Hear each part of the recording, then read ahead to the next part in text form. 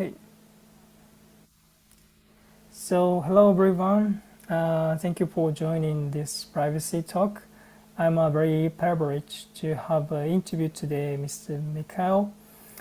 He's a lead in the financial industry in London. So, Mikhail, thank you for joining us today. Well, I'm delighted to be here, Kohei-san. It's always an honor to have the opportunity to use technology to speak to people all over the world. Yeah, absolutely. So, first of all, I'd like to share his profile. Michael Mainelli is a scientist, economist, and a former Lord Mayor of London, known for his work at the intersection of finance, technology, and public policy. Professor Mikhail is a scientist and economist with distinguished careers spanning research, finance, technology, and public service. He is recognized for his work promoting societal progress through better decision making, innovation, and financial system.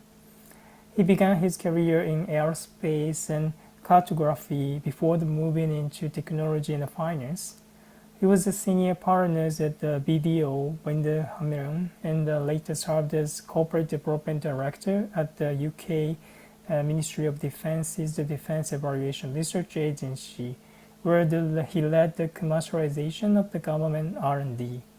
He went on to work on investment banking at the Deutsche Morgan Grenfell before founding ZN in 1994, the city of the London's leading commercial think tank. ZN is the best known for producing the Global Financial Center Index, the Global Green Finance Index, and the Smart Center Index. His areas of expertise span finance, sustainability, innovation, and system thinking. His academic affiliation includes fellowship at Gresham College, King's College London, and Birkbeck College, and visiting professorships at the University of College London and City Centres, George's University of London. He served as the Lord Mayor of London 2023-2024 and the Sheriff 2019-2021. He is an alderman of the City of London and is active across 40 trades and supports a number of environments and educational charities. His professional contributions include work on banking and pension reform, ESG research, intellectual property markets, cyber risk, and standards governance. Mikhail has led the public initiative on AI ethics, space sustainability, and the long-term financial system, including the Long Finance and the London Accord. As a keynote speaker, he's known for combining the deep subject matters knowledge with real application, drawing on his experiences across the technology and economic and policy. So that was a remarkable joining us today. Thank you, Mikhail. Pleased to be here very much. Thank you. Then, first of all, I'd like to explore your background and profile. So, Mhm. I'm personally very interested in your work on the finance and the technology field. So, could you share about the history? How did you get into this space? Oh, well, as you indicated, I had a wide academic background ranging really from government and social sciences through to the hard sciences, mathematics, statistics. And I had always looked at a systems approach to problem solving. During my career at BDO in particular, we developed a methodology for problem solving based on decision theory, evolution, um, uh, and really looking at how do you solve holistic problems. And I felt that it would be good to have a think tank devoted to that. And I was fortunate that there were five other people who felt the same way. So we set up in '94. Really, the motto was if we could help the world make better decisions every day, the world would be a better place. And 32 years later, we're still trying to do that. Because of our backgrounds, of course, a lot of our focus is on two areas really, science and technology and economics and finance. In the science and technology field, we still do some hard research in areas like electronics, quantum computing, AI, which I know AI is very popular right now, but we were building AI systems 32 years ago. I was building AI systems in the '70s. So these are long-standing themes for us. when it comes to economics and finance, I think our biggest area there has been on trying to look at ways of evaluating the long term. So you mentioned the London Accord. That was an enormous project here in London involving 125 investment researchers for 2 years between 2005, 6, and 7 into the investability of climate change. That's a long time ago at taking that view. We've also done things like policy performance bonds. These are bonds which pay a higher interest rate if a government doesn't meet a policy. We've been fortunate in having such bonds issued in Chile, Uruguay, Thailand, and Slovenia. And these bonds have typically been about climate change, although the Malaysian government actually issued one on education. So an investor can hedge knowing that the government is committed to the policy. To be honest, not that new an idea. One could argue that inflation-linked bonds are the same thing. The government says inflation is going to be X, say 2%. If inflation's 5%, it pays you 3% more. But these policy performance bonds in the green area, which are typically about the percentage of share of renewables in the grid or an increase, or sorry, a decrease in carbon emissions, allow green investors to remove some of the government political risk. So those are the two areas that we tend to work in. We've got a lot of ongoing projects at the moment, some of them definitely in the AI field because it's become popular. But as you say, we still run the three largest commercial center evaluation indices, the global financial centers, the global green finance, and the Smart Centers Index. Yeah, that sounds very nice. So you founded your own think tank as I mentioned on the profile. So could you share about a little bit the work of the think tank and why did you started this think tank in 1994? Well, Zien began very much as a think tank trying to find policy problem areas where policies could be solved. But we felt that a lot of think tanks go off into uh, heavily into the political sphere. We wanted to ground ourselves in hard systems theory. And so we've always kept a commercial edge. We're always trying to find commercial sponsors and things. We have a large number of government clients, but we do not rely solely on government clients. So we feel our advice can be independent. The second thing we like to do is things that are international. So we don't see ourselves as a British think tank advising the British government. We do have issues with the British government that we'd like to help on, but we see them typically as more global problems. We tend to divide our areas into, as I said earlier, science and tech and finance and economics, but your audience is probably more invested in finance and economics. So we have a program called Long Finance. And so long finance basically asks, when would we know our financial system is working? And when you think about it that way, financial systems don't really do very well over the long term. We have periodic financial crises, but when you look at some of the solutions that the world needs, let's take caring for the elderly. Well, caring for the elderly is pensions. Now, if you look at a typical young person entering the workforce, over here, that can be as young as 16, 17, or 18, but take 18 as a starter or 20. That young person's probably going to live to 100 these days. They're going to have dependents, so maybe they marry somebody slightly younger than themselves. So you're trying to design a product that's going to last for 100 years. That's great. Well, let's reverse that and let's go back 100 years. Could you have sold a product in 1926 that was going to last through, a world war, several depressions, et cetera, et cetera? And the truth is, probably not. But we sell these products, and we claim that we sell these products as, responsible, ethical people in finance. We could take, how do you fund a forest? We could take climate change investment. We seem to be actually very bad at long-term investments and long-term decisions, and that's probably the area that we focus on the most. Therefore, I would argue that most of our work falls into five areas. How do you finance infrastructure? What do you do about education? What do you do about healthcare? What do you do about the environment? And lastly, what I was saying earlier, what do you do about the disabled, the disadvantaged, and the elderly? And so those are the five areas that we work in.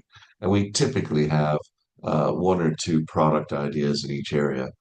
For example, just this weekend, I wrote a paper for the long-term finance thinking on why is it that credit rating agencies use discrete number-based systems. The credit agencies use a grading system pretty similar to the ones that we use at Western schools, A, B, C, D, E.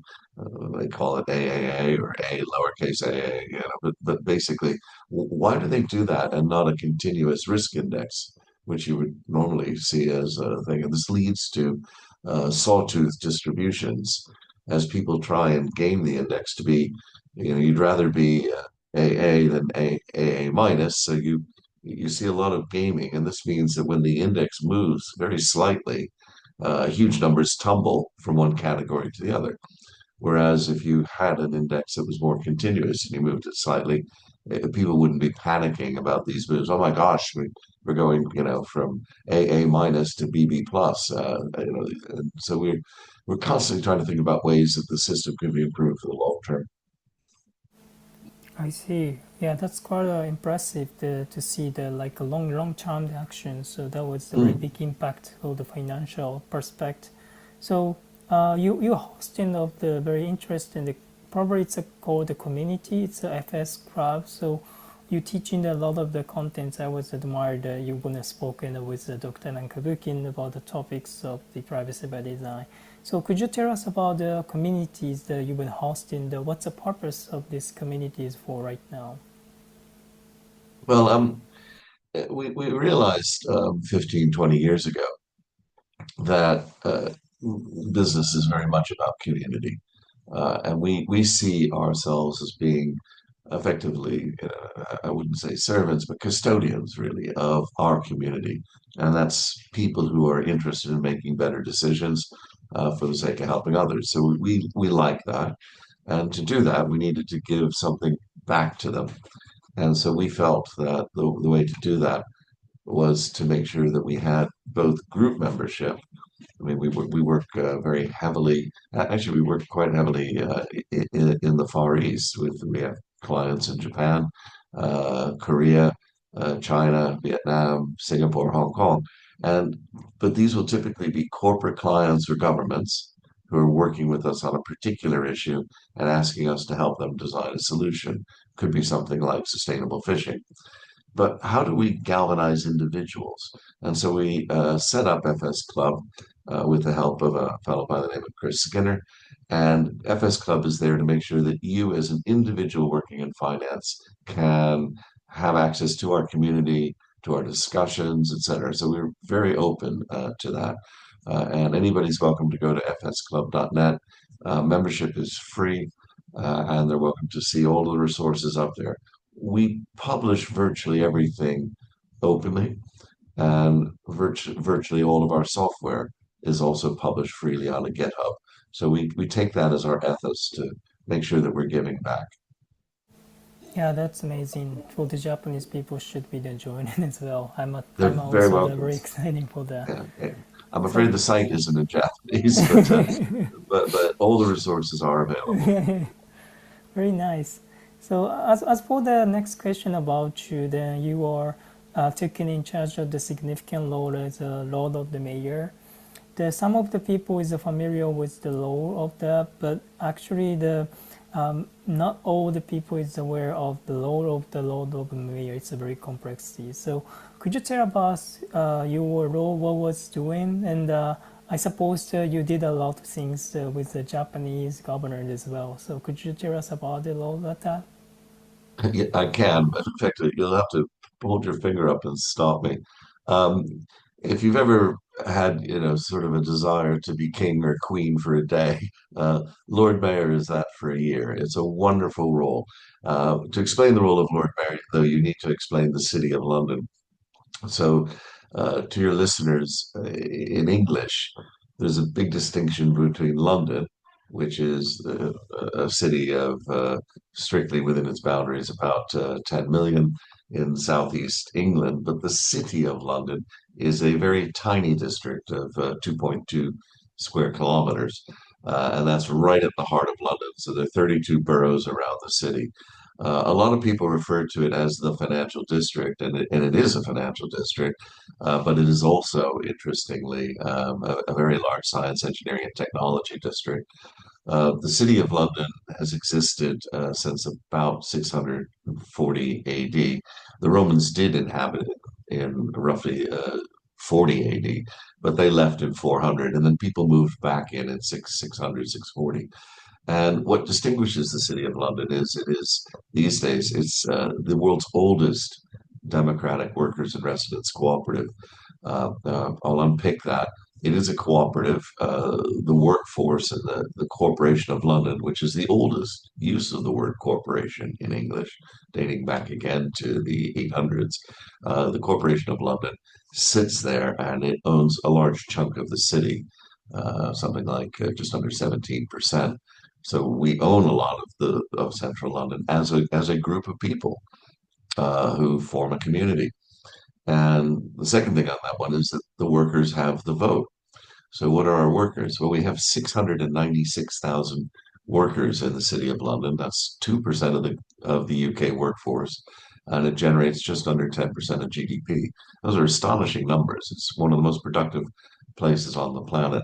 We have 8,000 residents, so you can see that the workers really do dictate how the taxes that are raised in that area work. We have treaties with central government dating back to before there was a central government with William the First in 1067, treaties of 1132, 1189, 1215. And these treaties sound ancient, and they are. But what they do is they give us a bit of independence. So as a city, one represents the technical, financial, and professional services of the United Kingdom abroad. One, the Lord Mayor travels at cabinet rank during his or her year.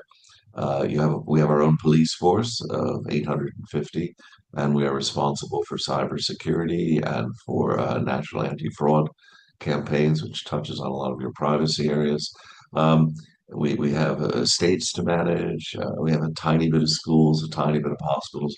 It's a mini government or a government for a year for the Lord Mayor. But the Lord Mayor is a figurehead in a way. You know, you can come up with the themes for your year, and I did. But the city functions very well on its own. What it provides is a very interesting test bed of localism. So we tend to do that. I mentioned climate change earlier. In Kyoto, we had COP3 back in 1997. And the city of London, not the government, the city was actually negotiating in Kyoto for the use of emission trading schemes for carbon. And that has grown to cover well over a quarter of the world's carbon emissions. It's a $1 trillion plus market. And that's because we like to look to the long term. So it's quite natural to put Xi'an there as well. So that's the corporation of the Lord Mayor. The actual role for the year is you start off with an enormous parade, the oldest parade in the world, the Lord Mayor's show. You're on television with a few million people and around the world. Then you begin a whole series of banquets and things. You're trying to execute whatever projects you've decided to try and get done for the year. You have a team of about 75. You have Mansion House, which is a grade one listed building right in the center, right opposite the Bank of England to operate from. You have a travel budget, and you'll typically, I did, and most Lord Mayors do pretty similar, 25 countries and spend over 100 days abroad. You sometimes wonder if you're really Lord Mayor of London. And in the midst of those 25 countries, certainly one that was dear to me was to visit Japan. And that was because Japan is a very, very important partner of Britain in so many areas, particularly in finance, asset management, banking, trading, foreign exchange. So we had that. We also, of course, had Japan's technical prowess. So that was another one. I had a space protection initiative which is to promote the idea of surety bonds for spacecraft so that they don't create more junk and more space debris. The idea of surety bond is very simple. If you launch a spacecraft or put a satellite up commercially, you should have to put the money to ensure that guarantees it will be brought down and not contribute to the junk problem that's there. Of course, that was intimately entwined with a Japanese company called Astroscale, which is creating these sort of debris claws to bring them down. So all that was happening. We also have a long-standing memorandum of understanding, an MOU, with Tokyo government, and we have people seconded both from Tokyo metropolitan government to the city of London and vice versa. And I was delighted. I've met Governor Koike a few times, and I was delighted to be able to meet her. And finally, I'm very proud of this. During my year, we were delighted to have a state visit from His Imperial Highness, who came, and I was able to host him at the Guildhall in a very sumptuous state banquet, and get a couple of hours of discussion with him, which was just simply wonderful and very meaningful for me. But coming back to the city, we are an intense knowledge concentration. Remember that those 696,000 people come from all over the roughly 25 million catchment area around London onto one single dot. Now, you know what it's like on the Tokyo subway in the mornings, right? But you move people all over Tokyo, and we put them all into one tiny dot of 2 kilometers, 2 square kilometers. And what that means is that people interact very intensively in the city in a way that I honestly, as I said, I run the Global Financial Centers Index, so we're tracking 140 commercial centers around the world. I know of no place like that. Manhattan moves, I forget, 350, 400,000 people around, not very well, and over about 8 square miles. So it's that intensity that makes London a very special place, and why we have been a haven, sorry, an incubator, a hive of innovation, certainly for the last 300, 400 years. Yeah, that was very nice to hear about it and exchange any initiative between London and Tokyo. I think it's remarkable to be like created a new financial corporation in the futuristic of the tech development. So as for the next question, I wanted to explore the more about the London side and on your current interview, then London is listed one of the advanced the fintech space in this moment. So how did London change from the financial hub to the new tech development space, and what about the regulation is connected to this successful approach? Mm. Mm. In a way, London didn't change very much at all to accommodate fintech. And I think there's two elements to answering your question. One is misperceptions of London before fintech, but then there were some changes. Um, so I mentioned earlier, London is a science, engineering, and technical center. It actually always has been. So if you go back to the late 1400s, the Dutch created an idea called the New Learning. That meant something quite specific. It really meant the beginning of the scientific method. It was based in the humanist movement, and it was there. We then had things like Gresham College, which I was proud to be a professor for 4 years there. And Gresham College was created as the very first free university in the world. Um, that was in 1579. And so we then had the Royal Society in 1660, which came out of Gresham College. So London has had this fermentation of science, engineering, and technology. And whilst we're famous for our banking system, we have 40 learned societies, 70 universities, and 130 research institutes within 2 miles of that square mile at the center. So you see what you want to see. So if you come to London and say this is a financial center, you see a lot of banks, your impression is reinforced. If I told you it was a science, engineering, and technology center, you'd ignore the banks. You go, wow, there are all these laboratories and things. So it's you see what you want to see. And up until World War II, the city of London was the manufacturing center in Britain, not of the big stuff, but of chronometers, of altimeters, anything technical and expensive was made typically within a short distance of the square mile. So it's always been that way.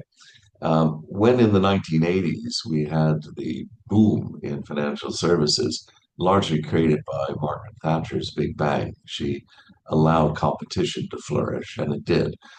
We saw a huge intake of computing into banking, which had been backward in a lot of ways. There was no competitive need to adopt computer systems. There had been some innovation in London. The very first ATM machine in the world was Barclays Bank in London. So it wasn't like we were a complete backwater, but it allowed our science and engineering communities to get closer to our financial communities, and that was fueling a lot of this. The term fintech itself, I've always taken a slight offense at. The reason is, I came into the city of London in 1984 to put computers into financial firms. So that's fintech, and that's what I was doing. And then about 15 years ago, sort of around 2010, the government said, "Oh, didn't we do a good job creating fintech?" And those of us in the city were sort of a little bit puzzled because the government hadn't done much at all. But politicians like to cut ribbons, and they spoke about fintech. Um, there's a second problem for us in fintech, and that's that the City of London is a wholesale financial center. So we are not a retail center. In fact, the majority of the retail banking sector in the United Kingdom is actually based in Edinburgh in two banks, Royal Bank of Scotland Group and Lloyd's Group. So the city is a wholesale area which is focused on things like very high speed trading systems, very high volume trading systems, which interestingly cross over into areas like the film industry. So the same sort of tech firms in the City of London that are servicing a lot of the high volume, high speed services for trading engines are also doing the same thing in terms of distributing, very, very large, high quality motion pictures around the world. So there's a lot going on beneath the surface, which the politicians wanted to call fintech. Second problem I have with fintech is it tends to be seen as a retail thing, and so a lot of it has been kind of look at this app I have on a mobile phone, and you're like, well, great. If you had a website, putting it on a mobile phone isn't a particularly fantastic achievement. And then the final thing is a lot of the applications really are overcoming hurdles that shouldn't be there. I know you have an interest in privacy and identity, but at a guess, I would say about a quarter of the applications have to do with helping people get through registering on a bank for anti-money laundering purposes, which in many other nations where you have a national identity card or something, that's not a particular problem. But in London, it is, and to be fair, in America, quite difficult, and some certainly in some other European countries as well. But you should be changing the system and not saying, well, I'm going to create an entire fintech industry. It's almost as if you've kind of you're you've just run 100-meter hurdle race, and the person next to you did it without the hurdles, and you say, well, didn't I do a good job? I came last, but not as badly as I thought I would. And you're like, yeah, well, why didn't you just get rid of the hurdles? um, and you would have been faster in the first place. So that's some prejudice about fintech. On the other hand, fintech has been extremely good in increasing competition, and customer service has become more demanding. And so there are definitely a lot of pluses from it. Where the government has helped has been in trying to get the legislation moving forward to meet the new era without making it a complete regulatory free-for-all. There have been some controversial areas. The creation of I think it was 11 years ago or 12 years ago, the regulator here, the FCA, the Financial Conduct Authority, created the idea of a sandbox. So this is a place where you could experiment freely. Um, in some ways, it'd be better if they did some of that experimentation with the big banks who find it very difficult to change systems because they bear a lot of liability. But this did, to some degree, and I say to some degree, help some of the smaller firms. It also, of course, meant the regulator had a bigger hand in innovation, which wasn't such a good thing. So we've had the sandbox. We've had the data access bill, which was passed last year, we've had some things that didn't result in legislation, but were equally important. The master of the rolls, Sir Geoffrey Voss, led a very interesting review a few years ago, pointing out that a lot of people who were clamoring for legislation didn't need it, particularly in the area of digital assets. The common law system that we use here, as opposed to the civil law system in Japan, is actually very flexible. So two grown-ups can easily create a digital asset contract. Where we did have some problems were areas like digital signatures. So the government passed some legislation on that. So it's been it, I think as people look back on this period of, say, roughly 1985 to 2025 or six, they will probably say it could have been done a little bit more smoothly. But I don't think it would have been a revolutionary, all at once bang back in 1985. I don't think you could have seen it or predicted it. And I'm not sure that would have been a good thing. But it is a little frustrating as you kind of areas don't move as fast as you'd like. And certainly both data issues and privacy and identity issues are still in need of improvement. Yeah, that's brilliant. Then, because I used to work in the blockchain space, the financial hub in London has been one of the pretty advanced area for the like new tech and the financial innovations. So you mentioned about the like privacy data protection may have the strong impact for the future innovations. So on the article that you mentioned about the data bill in UK, and maybe it's a clue of the new innovation. So how we should the balance of the data protection innovation? Then is there any kind of the insights from your ideas? Well, again, bring your listeners up to speed, this does vary around Europe. We had something called, I think it was the Data Use and Access Act, which was passed last June 2025.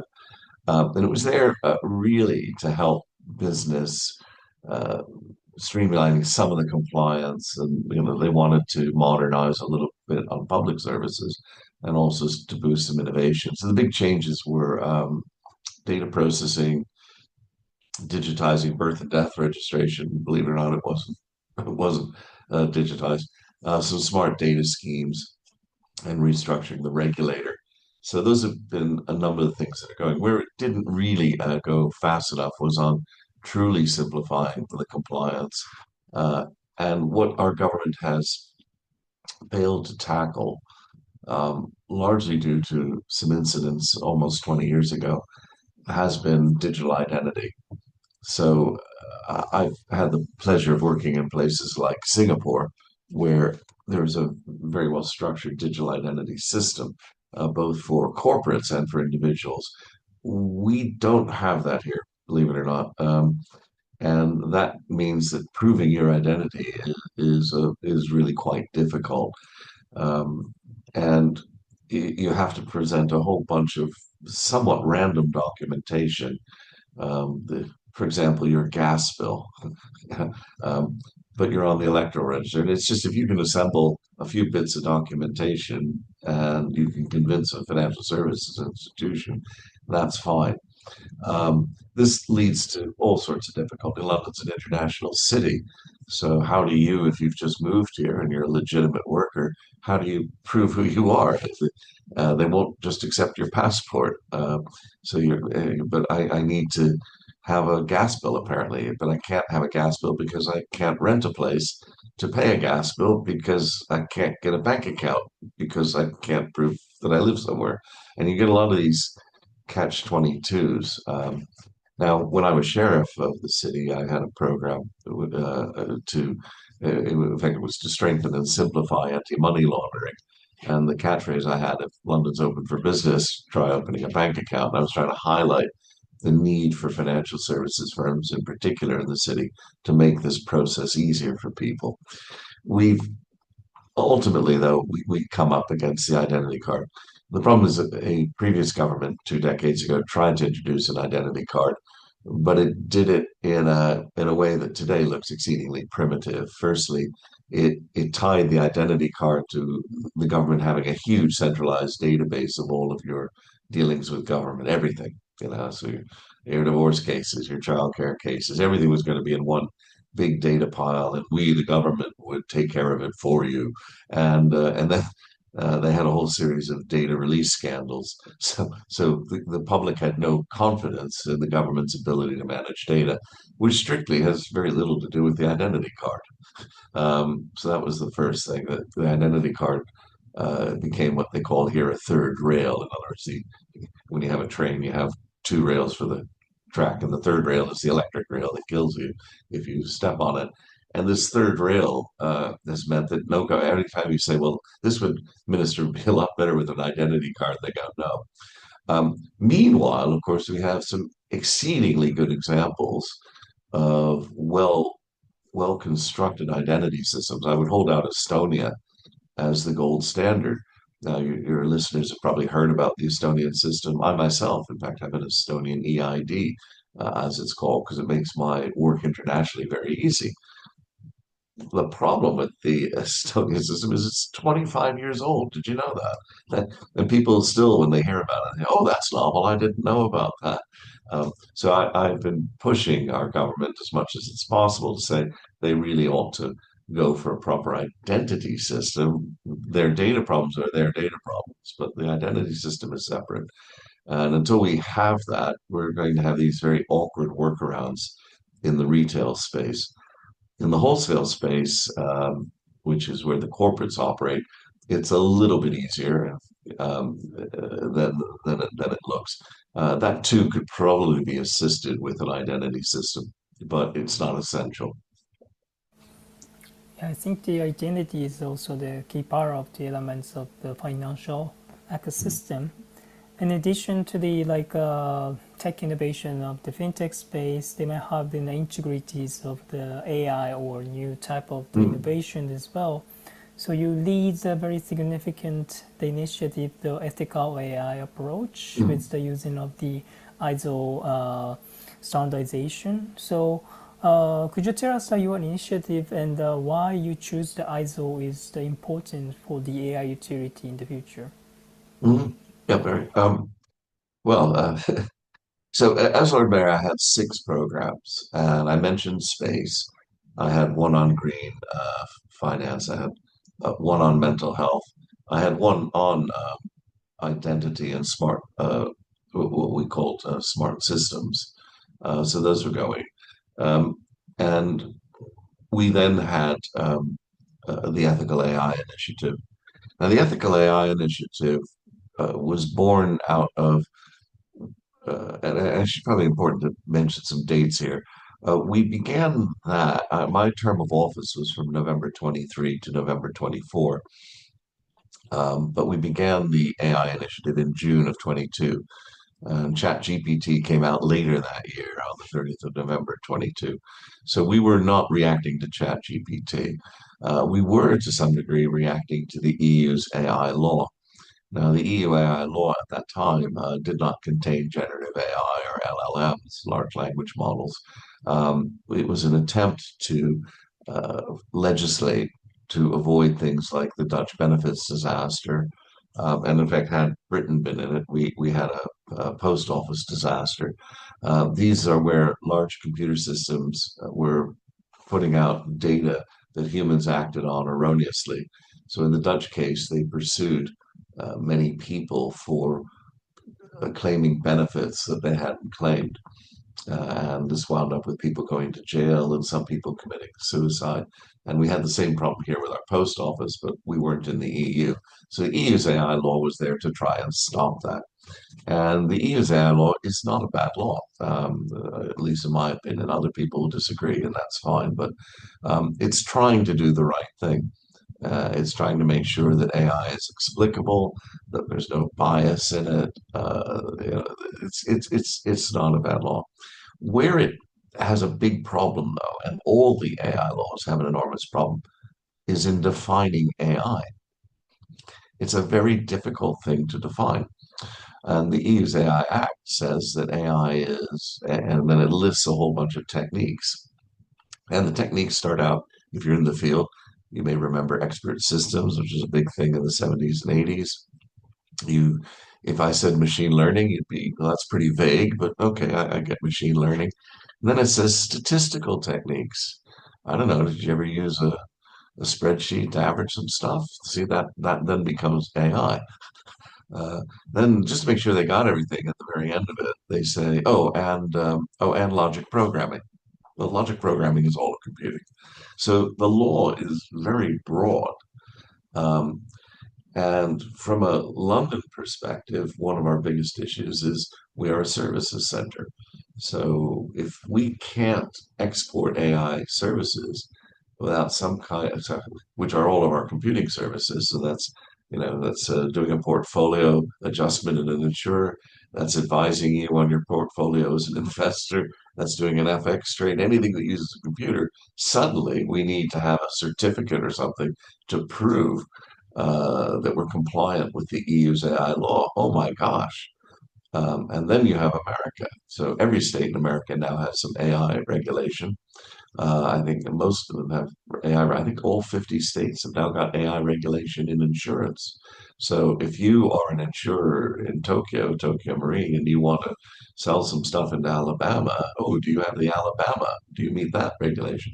So this could be a terrible thing for world trade.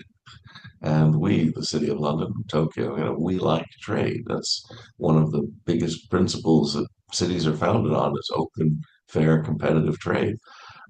So if you've got to get hundreds of certificates to do your work, all of global trade is going to suffer. That's what we were reacting to. However, I have a role as well. One of my roles is I am the acting chairman of the United Kingdom Accreditation Service.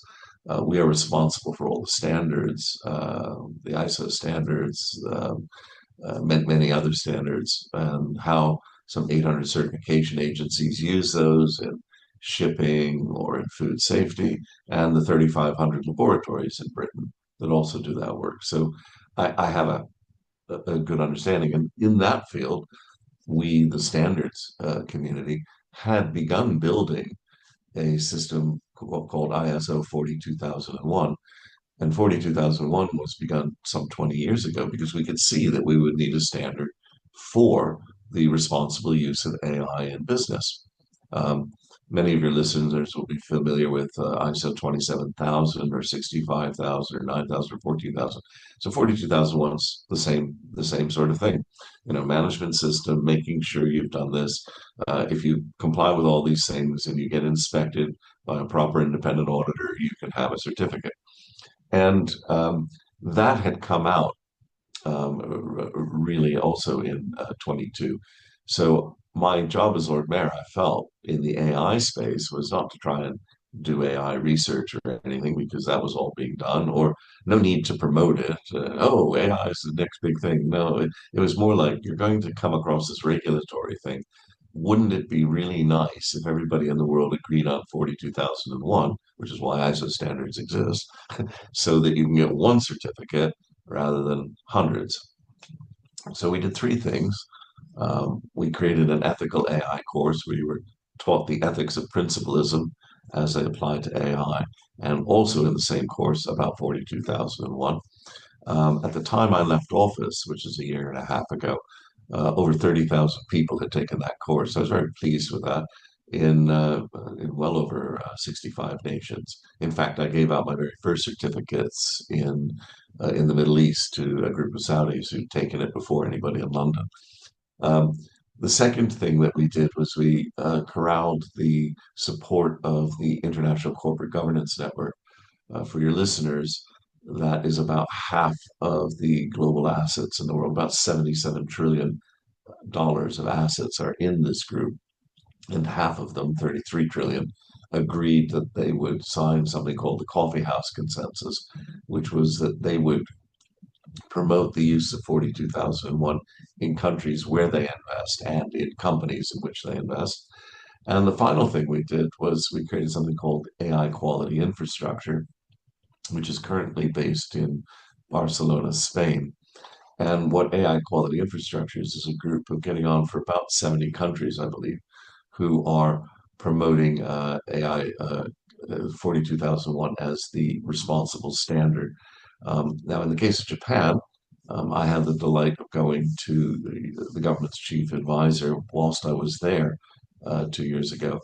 and speaking with him about the importance of 42001. And of course, the Japanese government has been very supportive of this approach. It's a good international standards-based approach, and also supporting AIQI in Barcelona. So I feel pleased that we've got 42001 out there. Now, that's not the end of it, but it is hopefully an international transparent standard. The Chinese have been very, very good about it. Chinese government has traditionally liked standards. When they acceded to the WTO in 2001, they became very focused on standards, and they see this approach. Our one niggle point is probably in America. It's not that the Americans are anti it; it's just that they're quite disorganized in the standards arena. They have five major accreditation bodies, and it's hard to get them to work. And NIST, their standards, one of their standards organizations, has published some excellent work on how this could be. But we're sort of, would you just promote 42001 rather than something that's almost the same thing? Um, but the current U.S. administration doesn't want to see any regulation of AI whatsoever. So there's still things to do on the 42001 front. However, I said that's not enough. This approach is kind of tick, tick, tick, tick. Here's your certificate. Um, that's fine, but it's what I call top down and kind of outside in. It's what we in banking, finance, the legal sector, accountants, we all love that kind of thing. In truth, what I think we also want to have is an ability to make AIs have a conscience.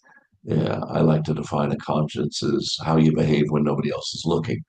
So could the AIs behave well without us kind of enforcing it?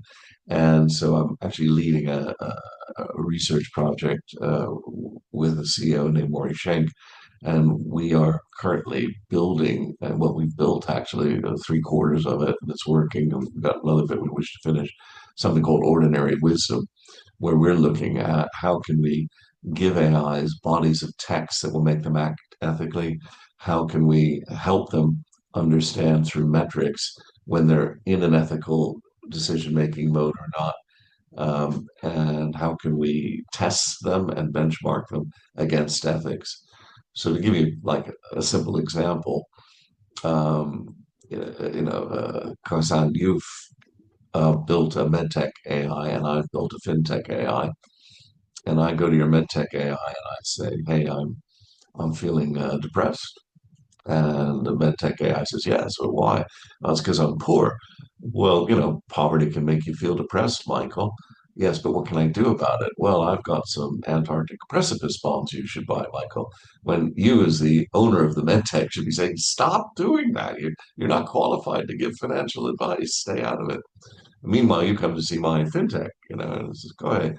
What's on your mind?" "Well, I need a portfolio of things to invest in." "Well, you should do these shares, these bonds, a little bit of gold, a little bit of crypto, maybe some land. Oh, and you need a life insurance policy." "Okay, why is this life insurance policy so expensive?" "Well, Kohei-san, that's because you've got hypertension." "Well, what should I do about hypertension?" "Well, you should be taking these pills and doing that." And I should be saying, "Stop! You're not qualified to give medical advice," you see. And so when you think about it, these are hard things in the AI field. So I think the combination of the top down, outside in, which is working pretty well, frankly, needs to be combined with the bottom up, inside out. So these are the two areas we're working on in terms of AI alignment, really, with what we humans want them to do. Yeah, I think there was the innovative combination of the different the sectorial approach, not just to be like a vertical thing, it's been horizontal to make sure that like a society is becoming a more library to using AI for the ethical approach. So that was amazing and innovative from my perspective. So in the end, so we would like to ask you about the message for the listeners. Your experiences, your initiative is very important for the society, and it's a very interesting to see your last message for the audiences. Yeah. Well, it's been a delight, and I hope that perhaps your listeners take away that there are people over here, almost exactly half a world away, who share their same concerns. We're all in it together. And yet, I do tend to like to be optimistic. In fact, I often say, let's be optimistic because pessimism is for better times. And I think, we can change the world and improve it. And we here at ZN would like to make the world a better place if we can help people make better decisions every day. Yeah, that's very good message. So again, just thank you for Mikhail to join us today and happy to deliver the initiative, the works to the audiences be connected together. Thank you Well, for thank joining you. us. Very, very enjoyable. Thank you very much, Guesa. Thank you.